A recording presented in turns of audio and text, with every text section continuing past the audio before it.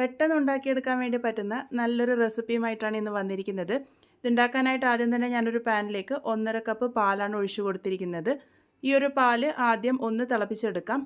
പാല് ഒന്ന് തിളച്ച് വന്നതിന് ശേഷം വേണം ഇതിലേക്ക് പാൽപ്പൊടി ചേർത്ത് കൊടുക്കാൻ വേണ്ടിയിട്ട്. ഇപ്പോൾ ദാ പാല് തിളച്ച് വന്നിട്ടുണ്ട്. ഇതിലേക്ക് 1/2 കപ്പ് പാൽപ്പൊടി ചേർത്ത് കൊടുത്തിട്ടുണ്ട്. ഈ ഒരു പാൽപ്പൊടി ചേർത്ത് കൊടുക്കണമെന്ന് നിർബന്ധമില്ല. നിങ്ങൾക്ക് പാൽപ്പൊടി ഒഴിവാക്കിയിട്ടും ഈ ഒരു പലഹാരം ഉണ്ടാക്കിയെടുക്കാം. പാൽപ്പൊടി ഒഴിവാക്കിയിട്ടാണ് ഉണ്ടാക്കുന്നുണ്ടെങ്കിൽ ഈ ഒരു പാല് നല്ല പോലെ തന്നെ കുറുക്കിയെടുക്കണം.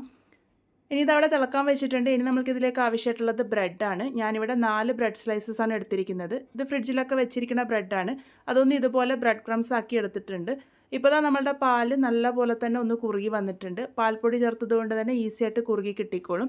ഇതിലേക്ക് ആ ഒരു പൊടിച്ച് വെച്ചിരിക്കുന്ന ബ്രെഡും കൂടെ ചേർത്ത് കൊടുക്കാം. എന്നിട്ട് നല്ല പോലെ തന്നെ മിക്സ് ചെയ്തെടുക്കാം.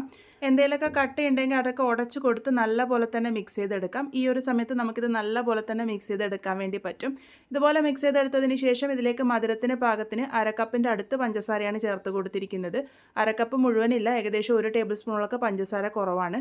മധുരം നിങ്ങൾക്ക് ഇഷ്ടത്തിന് മാത്രം ചേർത്ത് കൊടുത്താൽ മതി. ഇപ്പോൾ ദാ പഞ്ചസാരയൊക്കെ അലിഞ്ഞ് ചേർന്ന് നല്ല പോലെ തന്നെ യോജിച്ച് വന്നിട്ടുണ്ട്.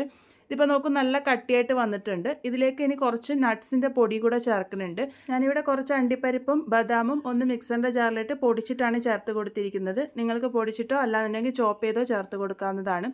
ഇതിലേക്ക് 1 ടീസ്പൂൺ നെയ്യ് കൂടെ ചേർത്ത് നല്ല പോലെ തന്നെ മിക്സ് ചെയ്തെടുക്കാം. നല്ലൊരു ഫ്ലേവറിനായിട്ട് 1/4 ടീസ്പൂൺ ഏലക്ക പൊടി കൂടെ ചേർത്ത് കൊടുക്കുന്നുണ്ട്. എല്ലാം കൂടെ നന്നായിട്ട് മിക്സ് ചെയ്ത് സ്ട്രക്ചറൊക്കെ ഹോൾഡ് ചെയ്യുന്ന ആ ഒരു പാകാകുന്നത് വരെയാണ് ഇത് മിക്സ് ചെയ്തെടുക്കേണ്ടത്. ഇപ്പോൾ നോക്കിയത് നന്നായിട്ട് കട്ടിയായിട്ട് വന്നിട്ടുണ്ട്. ഈ ഒരു സമയമാകുമ്പോൾ നമുക്കിത് നെയ്യ് തടവി വെച്ചിരിക്കുന്ന പാത്രത്തിലേക്ക് ഇട്ട് കൊടുക്കാം.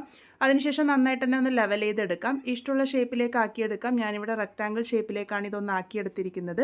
ഇനി ഇതിൻ്റെ ചൂട് നല്ലപോലെ തന്നെ ആറി കിട്ടാൻ വേണ്ടിയിട്ട് പുറമെ വയ്ക്കാം. ചൂട് നല്ലപോലെ ആറി വന്നതിന് ശേഷം ഇഷ്ടമുള്ള ഷേപ്പിലേക്ക് കട്ട് ചെയ്തെടുക്കാവുന്നതാണ്. ഞാനിതിപ്പം ഫ്രിഡ്ജിലൊന്നും വെക്കാതെയാണ് ഇതൊന്ന് സെറ്റാക്കി എടുത്തിരിക്കുന്നത്. നിങ്ങൾക്കിത് ഫ്രിഡ്ജിൽ വെച്ചിട്ടും സെറ്റാക്കി എടുക്കാവുന്നതാണ്. അപ്പോൾ ബ്രെഡൊക്കെ ബാക്കിയാകുമ്പോൾ അല്ലെങ്കിൽ ഫ്രിഡ്ജിലൊക്കെ വെച്ച ബ്രെഡൊക്കെ ഉണ്ടെങ്കിൽ അതുകൊണ്ടൊക്കെ ട്രൈ ചെയ്ത് നോക്കാൻ വേണ്ടി പറ്റിയ നല്ലൊരു പലഹാരമാണ്. എന്തായാലും ട്രൈ ചെയ്ത് ഫീഡ്ബാക്സ് ഒക്കെ പറയണേ.